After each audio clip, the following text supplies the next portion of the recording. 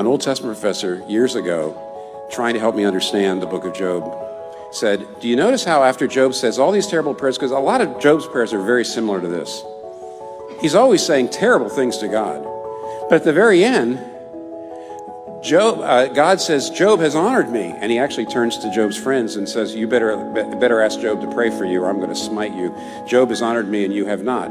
And the Old Testament professor said, why in the world, after all those terrible prayers, would God say, Job honored me? And he says, the answer is, they were prayers. You see, Job was being angry and he was complaining and he was being angry, but he was being angry and complaining to God. He never walked away from God. He said, I don't understand you, God. I'm angry at you, but he never turned away.